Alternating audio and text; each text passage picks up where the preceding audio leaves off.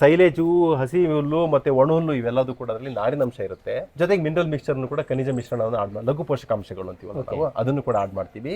ಎಲ್ಲದನ್ನು ಸೇರಿಸಿ ತಗೊಂಬಂದದನ್ನು ಹಾಕೋದಕ್ಕೆ TMR ಅಂತ ಕರೀತೀವಿ. ಸೊ ಈ ತರ ನಾವು ಎಷ್ಟು ಟೈಮ್ ಕೊಡಬೇಕು? ಅದು ಒಂದೇ ಸತಿ ದಿನ ಸರ್, ಒನ್ ಟೈಮ್ ಕೊಟ್ರೆ ಹೆಂಗ್ ಸಾಕಾಗುತ್ತೆ? ಒಂದು ಹಸು ಒಂದು ದಿನಕ್ಕೆ ಅದರ ದೇಹದ ತೂಕದ 10% ಜಾಸ್ತಿ ತಿನ್ನೋದೇ ಇಲ್ಲ. ತಿನ್ನೋದಕ್ಕೆ ಸಾಧ್ಯನೇ ಇಲ್ಲ. ಮುಂಚೆಯಿಂದ ಹಸುಗಳನ್ನ ನಾವು ಹಗ್ಗ ಮುಗ್ದಾರ ಹಾಕ್ಬಿಟ್ಟು ಕಟ್ಟಾಕೋದು ಅಭ್ಯಾಸ ಮಾಡಿದ್ವಿ.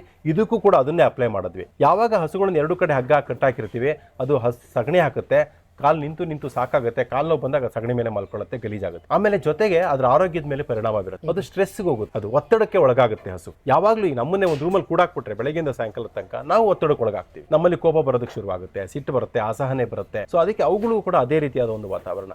ಸೊ ಅವಾಗ ಆದಾಗ ಏನಾಗುತ್ತೆ ಅಂತಂದ್ರೆ ನಮ್ಮಲ್ಲಿ ಬೇಡದಲ್ಲೇ ಇರತಕ್ಕಂಥ ಕೆಲವು ಹಾರ್ಮೋನ್ಗಳು ಅದು ಹಾಲಿನ ಮುಖಾಂತರ ಬರ್ತಕ್ಕಂಥ ಸಾಧ್ಯತೆನೂ ಕೂಡ ಇದೆ. ಸೊ ಅದಕ್ಕೆ ಏನ್ ಮಾಡ್ಬೇಕಪ್ಪ ಅಂದ್ರೆ ಕೊಟ್ಟಿಗೆಗೆ ಹೊಂದ್ಕೊಂಡಂತೆ ಒಂದಿಷ್ಟು ಅಂಗಳ ಇರಬೇಕು. ಈಗ ಇಲ್ಲಿರೋ ತರ ಏನಾಗುತ್ತೆ, ಹಸು ಫ್ರೀ ಆಗಿದೆ. ಇಲ್ಲಿ ನೋಡಿ, ನೀವು ಯಾವ್ದಾರ ಕೊಟ್ಟಿಗೆ ಒಳಗಡೆ ಹೋಗಿ ನಾವು ಹೋಗ್ತಿದ್ದಂಗೆ ಹಸುಗಳೆಲ್ಲ ನಮ್ಮ ಕಡೆ ಮುಖ ಮಾಡಿ ನೋಡುತ್ತವೆ, ಯಾರಾದ್ರೂ ಬಂದ್ರೆ ನಮ್ಮನ್ನು ಬಿಡುಗಡೆ ಮಾಡ್ತಾರೇನೋ ಅಂತ ಅಂದ್ಬಿಟ್ಟು. ಆದ್ರೆ ಇಲ್ಲಿ ನಿಮ್ಮನ್ನ ಯಾವ ಹಸುನು ಕೂಡ ತಿರುಗಿ ನೋಡ್ತಾ ಇಲ್ಲ, ಯಾವುದು ಕೂಡ ನಿಮ್ಮನ್ನ ತಿರುಗಿ ನೋಡ್ತಾ ಇಲ್ಲ. ಅವು ಪಾಡಿಗೆ ಕೆಲವು ಮೇವು ತಿಂತಾ ಇದೆ, ಕೆಲವು ನೀರು ಕುಡಿತಾ ಇದೆ, ಕೆಲವು ಮೆಲ್ಕ್ ಹಾಕ್ತಾ ಇದೆ, ಕೆಲವು ಬಿಸ್ತಲ್ ಮಲಗಿದೆ, ಕೆಲವು ನೆರಳಲ್ಲಿ ಮಲಗಿದೆ. ಸ್ವತಂತ್ರವಾಗಿದೆ ಇಲ್ಲಿ ಹಸುಗಳು. ಯಾವಾಗ ಹಸುಗಳು ಸ್ವತಂತ್ರವಾಗಿರ್ತವೆ ಅದರಿಂದ ಮಾತ್ರ ಒಳ್ಳೆಯ ಶುದ್ಧವಾದ ಹಾಲನ್ನು ಉತ್ಪಾದನೆ ಮಾಡೋದಕ್ಕೆ ನಾವು ನಿರೀಕ್ಷೆ ಮಾಡೋದಕ್ಕೆ ಸಾಧ್ಯ. ಹೌದು, ವೈಜ್ಞಾನಿಕವಾದ ಸತ್ಯ ಇದು. ಆಯ್ತಾ? ಸೊ ಅದಕ್ಕೆ ಏಕೆಂದ್ರೆ ಇವೆಲ್ಲ ಕಾಡಲ್ಲಿದ್ದಂಥ ಪ್ರಾಣಿಗಳು, ಅವು ಸ್ವೇಚ್ಛೆಯಾಗಿದ್ದಂಥ ಪ್ರಾಣಿಗಳು. ನಾವು ಅದನ್ನ ಕಮರ್ಷಿಯಲ್ ಆಗಿ ಅದರಿಂದ ಹಾಲನ್ನು ತಗೋಬೇಕು, ದುಡ್ಡು ಮಾಡಬೇಕು ಅಂತ ನಾವು ತಗೊಂಬಂದು ಕಟ್ಕೊಂಡಿರೋದು. ಅಟ್ಲೀಸ್ಟ್ ಅದಕ್ಕೆ ಕಾಡಿಗೆ ಹತ್ತಿರವಾಗಿ, ಅವುಗಳ ಜೀವನ ಶೈಲಿಗೆ ಹತ್ತಿರವಾಗಿ ಸಾಕಬೇಕೇ ಹೊರತು ಬಲವಂತವಾಗಿ ಅವನ್ನ ಕಟ್ಟಾಕ್ತಕ್ಕಂಥ ಕೆಲಸವನ್ನ ಮಾಡಬಾರ್ದಿಲ್ಲ. ಅದಕ್ಕೆ ದೇವರು ಸೃಷ್ಟಿ ಮಾಡಬೇಕಾದ್ರೆ ಬೇಕಾದಂಥ ಚರ್ಮ, ಬೇಕಾದಂಥ ಕೂದಲು ಕೊಟ್ಬಿಟ್ಟಿಯ, ನೀನು ಸ್ನಾನ ಮಾಡ್ಕೋಬೇಡ, ಹಾಗೆ ನೀನು ಚೆನ್ನಾಗಿರ್ತೀಯ ಹೋಗುವಂತ. ಅವಕ್ಕೆ ಮೈ ಉಜ್ಕೊಳ್ಳೋದಕ್ಕೆ ಕೈ ಇಲ್ಲಲ್ಲ, ಹಾಗಿರೋದ್ರಿಂದ ಯಾಕೆ ಸ್ನಾನ ಮಾಡಿಸ್ಬೇಕು ಅವಕ್ಕೆ? ಅಲ್ವಾ? ಬಿಟ್ಬಿಡ್ಬೇಕು ಅವನ್ನ.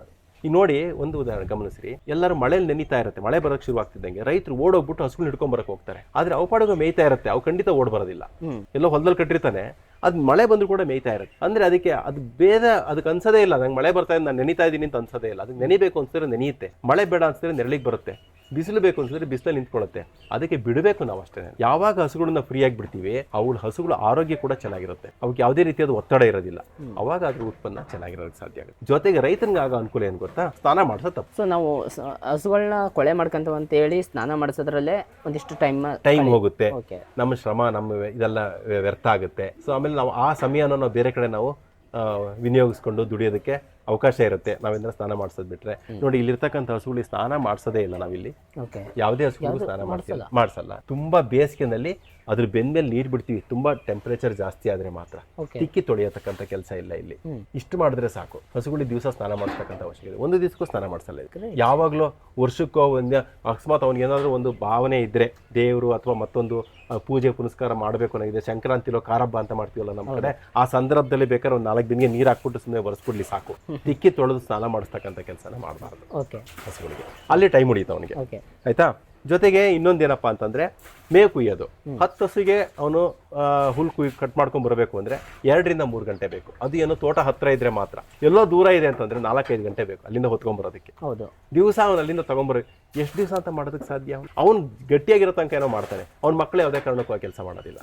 ಅವನಿಗೂ ಕೂಡ ನಾಳೆ ಆರೋಗ್ಯದಲ್ಲಿ ಏನಾದ್ರು ವ್ಯತ್ಯಾಸ ಆಯ್ತು ಅಂದ್ರೆ 2 ದಿವಸ ಮಲ್ಕೊಂಡ ಅಂದ್ರೆ ಮಾಡೋದಕ್ಕೆ ಸಾಧ್ಯ ಇಲ್ಲ.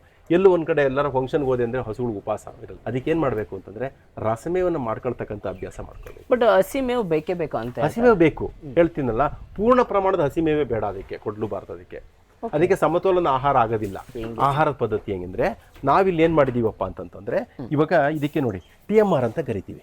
TMR ಇದಕ್ಕೆ ಟೋಟಲ್ ಮಿಕ್ಸ್ಡ್ ರೇಷನ್ ಅಂತ. ಅಂದ್ರೆ ಇದರಲ್ಲಿ ಪ್ರೋಟೀನ್ ಅಂಶ ಇದೆ, ಮತ್ತೆ ಕಾರ್ಬೋಹೈಡ್ರೇಟ್ಸ್ ಅಂಶ ಇದೆ, ಮಿನರಲ್ಸ್ ಇದೆ, ಅದಕ್ಕೆ ಬೇಕಾದಂತ ರುಚಿಗೆ ಉಪ್ಪಿದೆ, ಬೆಲ್ಲ ಇದೆ, ಎಲ್ಲ ಇದೆ. ಅಂದ್ರೆ ಇದನ್ನ ಸಮತೋಲನ ಆಹಾರ ಅಂತ. ಅಂದ್ರೆ ಈ ತರ ಆಹಾರವನ್ನು ಹಸುಗಳಿಗೆ ಕೊಡಬೇಕು. ಹೆಂಗೆ ನಾವು ಒಂದು ಊಟದ ತಟ್ಟೆ ಒಳಗಡೆ ಏನಿರುತ್ತೆ? ಅನ್ನ ಇರುತ್ತೆ, ಸಾಂಬಾರ್ ಇರುತ್ತೆ, ಪಲ್ಯ ಇರುತ್ತೆ, ಕೋಸಂಬರಿ ಇರುತ್ತೆ, ಮುದ್ದೆ ತಿಂದ್ರೆ ಮುದ್ದೆ ಇರುತ್ತೆ, ಚಪಾತಿ ಅಂದ್ರೆ ಚಪಾತಿ ಇರುತ್ತೆ, ರೊಟ್ಟಿ ಅಂದ್ರೆ ರೊಟ್ಟಿ, ಕಲರ್ಫುಲ್ ಪ್ಲೇಟ್ ಇರುತ್ತೆ. ಅಲ್ಲ, ಒಟ್ನಲ್ಲಿ ನಮಗೆ ಅದರಲ್ಲಿ ಬ್ಯಾಲೆನ್ಸ್ ಡಯಟ್ ಇರುತ್ತೆ. ಅಂದ್ರೆ ಅನ್ನ ಮತ್ತೆ ರೊಟ್ಟಿ ಅಥವಾ ಚಪಾತಿನಲ್ಲಿ ನಮಗೆ ಕಾರ್ಬೋಹೈಡ್ರೇಟ್ ಸಿಗುತ್ತೆ, ನಾರಿನಂಶ ಇರ್ತಕ್ಕಂಥದ್ದು. ಅಲ್ಲಿ ಏಕದಳ ಆಹಾರ ಅಲ್ವಾ, ಅದರಲ್ಲಿ ನಮಗೆ ಶಕ್ತಿ, ಎನರ್ಜಿಯನ್ನು ಕೊಡುತ್ತೆ. ಸಾಂಬಾರು, ಪಲ್ಯ, ಕೋಸಂಬರಿ ಇದರಲ್ಲೆಲ್ಲ ನಮಗೆ ಪ್ರೋಟೀನ್ ಅಂಶ ಸಿಗುತ್ತೆ. ಅದನ್ನು ನಾವು ಬ್ಯಾಲೆನ್ಸ್, ನಾವು ಊಟ ಮಾಡಬೇಕಾದ್ರೆ ಯಾವ್ದಾರ ಸಪ್ರೇಟ್ ಆಗಿ ಮಾಡ್ತೀವಾ? ಇಲ್ಲ, ಖಂಡಿತ ಇಲ್ಲ. ಸಾಂಬಾರ್ ಬೆಳಿಗ್ಗೆ ಕುಡಿದ್ಬಿಟ್ಟು 10 ಗಂಟೆ ಮೇಲೆ ಮುದ್ದೆ ತಿಂತೀವಾ? ಇಲ್ಲ, ಆಗೋದಿಲ್ಲ ಅಲ್ವಾ. ನಾವು ಮಾತ್ರ ಹಂಗೆ ಮಾಡಲ್ಲ. ಹಸುಗಳಿಗೆ ಮಾತ್ರ ಆ ಥರ ಕೊಡ್ತೀವಿ. ಏನು ಹಿಂಗೆ ಅಂತಿದ್ದೀರಲ್ಲ ಅಂತ ನಿಮ್ಗೆ ಆಶ್ಚರ್ಯ ಆಗ್ಬೋದು.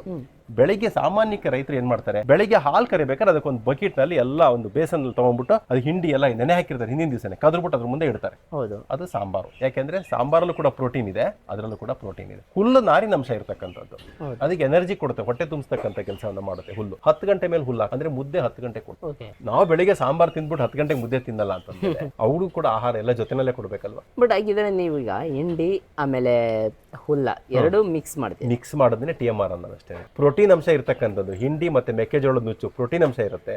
ಸೈಲೇಜು, ಹಸಿ ಹುಲ್ಲು ಮತ್ತೆ ಒಣ ಹುಲ್ಲು ಇವೆಲ್ಲದೂ ಕೂಡ ಅದರಲ್ಲಿ ನಾರಿನ ಅಂಶ ಇರುತ್ತೆ. ಜೊತೆಗೆ ಮಿನರಲ್ ಮಿಕ್ಸ್ಚರ್ನು ಕೂಡ ಖನಿಜ ಮಿಶ್ರಣವನ್ನು ಆಡ್ ಮಾಡಿ, ಲಘು ಪೋಷಕಾಂಶಗಳು ಅಂತೀವಲ್ಲ ನಾವು, ಅದನ್ನು ಕೂಡ ಆಡ್ ಮಾಡ್ತೀವಿ. ಎಲ್ಲದನ್ನು ಸೇರಿಸಿ ತಗೊಂಬಂದದನ್ನು ಹಾಕೋದಕ್ಕೆ TMR ಅಂತ ಕರೀತೀವಿ. ಸೊ ಈ ತರ ನಾವು ಎಷ್ಟು ಟೈಮ್ ಕೊಡಬೇಕು? ಅದು ಒಂದೇ ಸತಿ ದಿನ ಸರ್, ಒನ್ ಟೈಮ್ ಕೊಟ್ರೆ ಹೆಂಗ್ ಸಾಕಾಗುತ್ತೆ? ಒಂದು ಹಸು ಒಂದು ದಿನಕ್ಕೆ ಅದರ ದೇಹದ ತೂಕದ 10% ಜಾಸ್ತಿ ತಿನ್ನೋದೇ ಇಲ್ಲ. ತಿನ್ನೋದಕ್ಕೆ ಸಾಧ್ಯನೇ ಇಲ್ಲ. ಒಂದು ಉದಾಹರಣೆಗೆ, ಈ ಹಸು 450 kg ತೂಗ್ತಾ ಇದೆ ಅಂತಂದ್ರೆ 45 kgಗಿಂತ 24 ಗಂಟೆನಲ್ಲಿ 45 kgಗಿಂತ ಜಾಸ್ತಿ ತಿನ್ನಲ್ಲ. ಆ 45 kg ಫುಡ್ ಏನಿದೆಯಲ್ವಾ, ಸಾರಿ 450 kg 45 kg, ಆ 45 kg ಫುಡ್ ಅಂದ್ರೆ ಬರೀ ಹುಲ್ಲೊಂದೇ ಅಲ್ಲ, ಬರೀ ಹಿಂಡಿ ಒಂದೇ ಅಲ್ಲ, ಬರೀ ಮೆಕ್ಕೆಜೋಳ ನುಚ್ಚು ಒಂದೇ ಅಲ್ಲ, ಬರೀ ಸೈಲೇಜ್ ಒಂದೇ ಅಲ್ಲ, ಎಲ್ಲದನ್ನು ಸೇರಿಸಿರ್ಬೇಕು ಅದರಲ್ಲಿ ಕಂಪ್ಲೀಟ್. ಅದಕ್ಕೆ ಟೋಟಲ್ ಮಿಕ್ಸ್ಡ್ ರೇಷನ್ ಅಂತ ಕರೆಯೋದು. ಎಲ್ಲ ಪೋಷಕಾಂಶಗಳು ಇರಬೇಕು ಅದರಲ್ಲಿ. ಸಮತೋಲನ ಆಹಾರ, ಸಂಪೂರ್ಣ ಮಿಶ್ರಿತ ಆಹಾರ, ಅದನ್ನ ಕೊಡಬೇಕು. ನೋಡಿ, ಹಸು ಬಾಯಿ ಹಾಕಿದ್ರೆ ಅದಕ್ಕೆ ಎಲ್ಲದೂ ಕೂಡ ಸಿಗ್ಬೇಕು ಆ ತುತ್ತಲ್ಲಿ. ನಾವು ಹೆಂಗೆ ತುತ್ತು ಮಾಡ್ಕೊಂಡು ತಿಂತೀವಲ್ವಾ, ಸ್ವಲ್ಪ ಸಾಂಬಾರಲ್ಲಿ ಕಲಿಸ್ಕೊಂಡು ಪಲ್ಯ ನೆಂಚ್ಕೊಂಡು ಉಪ್ಪಿನಕಾಯಿ ತಗೊಂಡು ಹೆಂಗೆ ತುತ್ತು ಮಾಡ್ಕೊಂಡು ತಿಂತೀವಲ್ವಾ, ಅದೇ ತರ ಆ ತುತ್ತಲ್ಲಿ ಎಲ್ಲ ಪೋಷಕಾಂಶಗಳು ಕೂಡ ಸಿಗ್ಬೇಕು. ಬಟ್ ನಮ್ಗೆ ರೈತರಿಗೊಂದು ಕಲ್ಪನೆ ಇರುತ್ತೆ, ಅಂದ್ರೆ ಹಸಿ ಹುಲ್ಲು ಒಂದು ಟೈಮ್ ಹಾಕ್ಬೇಕು, ಒಣ ಹುಲ್ಲು ಒಂದು ಟೈಮ್ ಹಾಕ್ಬೇಕು, ನೀರು ಬೇರೆ ಟೈಮಲ್ಲಿ ಕೊಡಬೇಕು, ಅಂದ್ರೆ ಈ ಟೈಮಲ್ಲಿ ಇದನ್ನ ಕೊಡಬೇಕು, ಅದನ್ನ ತಗೊಂಡೋಗ್ಬಿಟ್ಟು ಗಿಡಕ್ಕೆ ಕಟ್ಟಬೇಕು, ಆಮೇಲೆ ಇದೆಲ್ಲ ಒಂದು ಸಾಂಪ್ರದಾಯಿಕ ಪದ್ಧತಿ ನಡ್ಕೊಂಡ್ ಬಂದಿದೆ. ಸಾಂಪ್ರದಾಯಿಕ ಪದ್ಧತಿ ಅಂದ್ರೆ ನಾವು ಎಲ್ಲ ವಿಚಾರದಲ್ಲೂ ಕೂಡ ಬದಲಾವಣೆಗಾಗಿದೆ. ಉಪಯೋಗಿಸೋ ಮೊಬೈಲ್ ಅಲ್ಲಿ ಅಪ್ಡೇಟ್ ಆಗಿದ್ದೀವಿ. ಹೌದು, ಇವತ್ತು ಯಾವ್ದಾದ್ರು ಬೇರೆ ಮಾಡಲ್ ಬರುತ್ತೆ ಅಂದ್ರೆ ಅದಕ್ಕೆ ಹೋಗ್ತೀವಿ. ಹೌದು, ಓಡಾಡೋ ವಾಹನದಲ್ಲಿ ಬದಲಾವಣೆ, ಹೌದು, ಹಾಕೊಳ್ಳೋ ಬಟ್ಟೆನಲ್ಲಿ ಬದಲಾವಣೆ. ನಮ್ಮ 30-40 ವರ್ಷದಿಂದ ಯಾರು ಈ ತರ ಬಟ್ಟೆ ಹಾಕ್ತಿರ್ಲಿಲ್ಲ, ಅವಲೇ ಬೇರೆ ಸ್ಟೈಲ್ ಇತ್ತು. ಎಲ್ಲದರಲ್ಲೂ ಕೂಡ ಅಪ್ಡೇಟ್ ಆಗ್ತಾ ಇದೀವಿ. ಆದ್ರೆ ಕೃಷಿನಲ್ಲಿ, ಅದರಲ್ಲೂ ವಿಶೇಷವಾಗಿ ಹಸು ಸಾಕಾಣಿಕೆ ಮಾಡಲು ಯಾವುದೇ ಅಪ್ಡೇಟ್ ನಾವು ಬಯಸಲಿಲ್ಲ. ನಮ್ಮ ತಾತ ಮುತ್ತಾತ ಕಾಲರು ಹಿಂಗ್ ಮಾಡ್ತಿದ್ರು, ನಾನು ಅದೇ ತರ ಕದ್ರಬಿಟ್ಟು ಬೂಸ ಇಡ್ತೀನಿ. ನಮ್ಮ ತಾತನ ಕಾಲದಿಂದಲೂ ಕೂಡ 2 ಕಡೆ ಹಗ್ಗ ಹಾಕಿ ಕಟ್ತಾ ಇದ್ರು, ನಾನು ಅದೇ ತರ ಕಟ್ತಾ ಇದ್ದೀನಿ. ನಮ್ಮ ತಾತನ ಕಾಲದಲ್ಲಿ ಕೊಟ್ಟಿಗೆ ಇದೇ ತರ ಇರ್ತಿತ್ತು, 4 ಗೋಡೆ ಮಧ್ಯೆ ನಾವು ಹಸುಗಳನ್ನ ಕೂಡಾಕ್ತಾ ಇದ್ವಿ, 2 ಕಿಟಕಿ ಇಟ್ಬಿಟ್ಟು 2 ಬಾಗಿಲು ಇಟ್ಬಿಟ್ಟು ನಾನು ಅದೇ ತರ ಮಾಡ್ತಾ ಇದ್ದೀನಿ. ಅದು ಬೇಕೋ ಬ್ಯಾಡವೋ ಅಂತ ಯೋಚನೆ ಮಾಡಲಿಲ್ಲ, ಯಾವುದೇ ರೀತಿ ಅಪ್ಡೇಟ್ ಆಗಲಿಲ್ಲ. ನೋಡಿ, ಇದು ಅಕ್ಷಯಕಲ್ಪ ಡಿಸೈನ್ ಮಾಡಿರ್ತಕ್ಕಂಥ ಶೆಡ್, ಓಪನ್ ಶೆಡ್. ಇದಕ್ಕೆ ಯಾವುದೇ ಗೋಡೆಗಳಿಲ್ಲ, ಓಪನ್ ಶೆಡ್ ಇದೆ. ಇಲ್ಲಿ ಯಾವುದೇ ರೀತಿಯಾದ ಸೊಳ್ಳದ್ದಾಗ್ಲಿ ನೊಣದ್ದಾಗ್ಲಿ ಕಾಟ ಇರೋದಿಲ್ಲ. ಇಲ್ಲಿ ಗಾಳಿ ಬೀಸ್ತಾ ಇರುತ್ತೆ, ಟೆಂಪರೇಚರ್ ಮೇಂಟೈನ್ ಆಗ್ತಾ ಇರುತ್ತೆ. ಸೊ ಅದರಿಂದ ಇಲ್ಲಿ ಯಾವುದೇ ರೀತಿಯಾದಂಥ ಒಂದು ಕೀಟಗಳದು ಮತ್ತೊಂದು ಹಾವಳಿ ಇಲ್ಲಿ ಇರೋದಿಲ್ಲ. ಹಸುಗಳು ಆರಾಮಾಗಿ ಫ್ರೀಯಾಗಿ ಅವಕ್ಕೆಲ್ಲೋ ಕಾಡಿನಲ್ಲಿ ಇರ್ತಕ್ಕಂಥ ಫೀಲೇ ಇದಕ್ಕೆ ಆಗ್ತಾ ಇರ್ತವೆ. ನೀವು ಗಮನಿಸ್ಬೋದು ಹಸುಗಳು ಬಾಡಿ ಸ್ಕೋರ್ ಯಾವ ಥರ ಇದೆ ಅಂದ್ಬಿಟ್ಟು ಅಂತ. ತುಂಬ ಬಲ್ಕಾಗಿ ಚೆನ್ನಾಗಿದೆ, ನೋಡಿದ್ರೆ ಗೊತ್ತಾಗ್ಬಿಡುತ್ತೆ ಆರೋಗ್ಯವಾಗಿದೆ ಅನ್ನೋದನ್ನ ಕಣ್ಣಿಂದ ನೋಡಿದ್ರೆ ಗೊತ್ತಾಗುತ್ತೆ. ಅದೇ ಯಾವುದೇ 4 ಗೋಡೆ ಮಧ್ಯ ಕಟ್ಟಾಗ್ತಕ್ಕಂಥ ಹಸುಗಳನ್ನ ಬೇಕಾದ್ರೆ ಹೋಗಿ ನೋಡ್ಕೊಂಡ್ ಬನ್ನಿ, ಈ ಮಟ್ಟಕ್ಕೆ ಹಸುಗಳು ಇರೋದಿಲ್ಲ, ಸ್ವಲ್ಪ ಬೇರೆ ಥರನೇ ಇರುತ್ತೆ. ಹೌದಾ ಇಲ್ವಾ? ಸೊ ಅದರಿಂದ ನಮ್ಗೆ ಅರ್ಥ ಆಗೋದೇನಪ್ಪ ಅಂತಂದ್ರೆ, ಹಸುಗಳು ಯಾವತ್ತು ಓಪನ್ ಶೆಡ್ ಅಲ್ಲೇ ಇರಬೇಕು. ಹಸುಗಳಿಗೆ ಯಾವಾಗ ಹಸುವಾಗುತ್ತೋ ಅವಾಗ ಅನ್ನ ತಿನ್ಬೇಕು, ಯಾವಾಗ ಬಾಯಾರಿಕೆ ಆಗುತ್ತೋ ಅವಾಗ ಹೋಗಿ ನೀರು ಕುಡಿಬೇಕು. ಬಿಸಿಲು ಬೇಕು ಅಂದ್ರೆ ಬಿಸಿಲಲ್ಲಿ ಮಲಗಬೇಕು, ನೆರಳು ಬೇಕು ಅಂದ್ರೆ ನೆರಳಲ್ಲಿ ಮಲಗಬೇಕು, ಮಳೆಯಲ್ಲಿ ನೆನೆಬೇಕು ಅಂದ್ರೆ ಹೋಗಿ ನೆನಿಬೇಕು. ಅಷ್ಟು ಸ್ವೇಚ್ಛೆಯನ್ನ ಕೊಡಬೇಕು ನಾವು, ಅವಾಗ ಮಾತ್ರ ಅದು ಆರೋಗ್ಯ ಹೀಗಿರೋದಕ್ಕೆ ಸಾಧ್ಯ ಆಗುತ್ತೆ. ಬಟ್ ರೈತರು ಏನಂತ ಯೋಚನೆ ಮಾಡ್ತಾರೆ ಅಂತಂದ್ರೆ, ಈಗ ಯಾರ್ದೋ 1-2 ಎಕರೆ ಮಾತ್ರ ಜಮೀನು ಇರುತ್ತೆ, ಈ ಲೆವೆಲ್ಗೆ ನಮಗೆ ಓಪನ್ ಶೆಡ್ ಎಲ್ಲ ಮಾಡ್ಕೊಳಕ್ ಆಗಲ್ಲ, ಅಥವಾ ಅದನ್ನ ಹೆಂಗ್ ಡಿಸೈನ್ ಮಾಡ್ಬೇಕು ಅನ್ನೋದೊಂದು ಕಲ್ಪನೆ ಇದು ಇರಲ್ಲ. ನಮ್ಮಲ್ಲಿ ಅದಕ್ಕೆ ಆದಂತಹ ಒಂದು ವಿಭಾಗನೆ ಇದೆ. ಅವನ ತೋಟಕ್ಕೆ ಹೋಗ್ತೀವಿ ನಾವು, ಅವನಿಗೆ ಯಾವ ಜಾಗದಲ್ಲಿ ಶೆಡ್ ಅನ್ನು ಮಾಡಬೇಕು. ನಾವಿಲ್ಲೇನೋ ಇದನ್ನ ಮಾಡ್ಬಿಟ್ಟಿದೀವಿ ಅಂದ್ರೆ, ಇದು ಒಂದು ಸಂಸ್ಥೆಗೋಸ್ಕರ ನಾವು ಇಷ್ಟೊಂದು ಮಾಡಿದೀವಿ ಅಂತಂದ್ರೆ ಅವ್ನಿಗೆ ಇಷ್ಟು ದೊಡ್ಡ ಶೆಡ್ ಅವಶ್ಯಕತೆ ಇಲ್ಲದೇ ಇರ್ಬೋದು. ಸೊ ಒಂದು 3-4 ಎಕರೆ ಇರ್ತಕ್ಕಂಥವನು 10-15 ಹಸುನ ಸುಲಭವಾಗಿ ಸಾಕು. ಅವ್ನು ಲಿಮಿಟ್ ಅದು. ಅವನಿಗೆ ಕೃಷಿ ಭೂಮಿ ಇರಲೇಬೇಕು, ಇಲ್ಲಾಂದ್ರೆ ನಾವು ಮೇವು ಬೆಳ್ಕೊಳ್ಳೋದಲ್ಲೇ ಅವನು ಏನು ಇದು ಮಾಡೋಕ್ಕಾಗಲ್ಲ. ಹೊರಗಡೆಯಿಂದ ಮೇವು ತಂದು ಮಾಡೋದಕ್ಕೆ ಲಾಭದಾಯಕ ಅಲ್ಲ ಹೈನೋದ್ಯಮ ಯಾವತ್ತೂ. ನಮ್ಮದೇ ಕೃಷಿ ಭೂಮಿ ಇರಲೇಬೇಕು. ಅವನ ಭೂಮಿಗೆ ಎಷ್ಟು ಅನುಗುಣವಾಗಿ ಅವನ ಹಸುಗಳನ್ನ ನೋಡ್ಕೋಬೇಕು. 1 ಎಕರೆನಲ್ಲಿ 3 ಹಸುನ ಸುಲಭವಾಗಿ ಸಾಕ್ಬೋದು. ಅವನು 6 ಹಸು ಸಾಕೋದಕ್ಕೆ ಎಷ್ಟು ಉದ್ದ ಅಗಲದ ಶೆಡ್ ಬೇಕು, ಎಷ್ಟು ಅಂಗಳ ಬೇಕು ಅನ್ನೋದನ್ನ ಬೇಕಾದ್ರೆ ನಾವು ಅವ್ರಿಗೆ ಹೋಗ್ಬಿಟ್ಟು ನಾವು ಅವ್ರಿಗೆ ಪ್ಲಾನ್ ಮಾಡಿ ಕೊಡ್ತೀವಿ, ಅವ್ರು ಆ ಥರ ಸಾಕ್ಬೋದು. ಓಕೆ, ಸೊ ಇದೇ ಥರದ್ದು ಇನ್ನೂ ಹಲವಾರು ವಿಚಾರಗಳು ಇದ್ದಾವೆ ಹಸು ಸಾಕಾಣಿಕೆ ಬಗ್ಗೆ. ದಯವಿಟ್ಟು ಮುಂದಿನ ಎಪಿಸೋಡ್ಗಾಗಿ ಕಾಯ್ತಾ ಇರಿ. ಇನ್ನೂ ಅಂದರೆ ಅಕ್ಷಯಕಲ್ಪದಿಂದ ಏನೇನು ರೈತರಿಗೆ ತರಬೇತಿಗಳು ಸಿಗ್ತವೆ, ಅಂದರೆ ಒಂದು ಹೈನುಗಾರಿಕೆಯನ್ನು ಉದ್ಯಮವಾಗಿ ಪರಿವರ್ತನೆ ಮಾಡುವಂಥ ಎಷ್ಟೋ ವಿಷಯಗಳನ್ನ ನಮಗೆ ಸರ್ ತಿಳಿಸ್ಕೊಡ್ತಾರೆ. ದಯವಿಟ್ಟು ಮತ್ತೆ ಮುಂದಿನ ವಿಡಿಯೋದಲ್ಲಿ ಸಿಗೋಣ. ನಮಸ್ಕಾರ.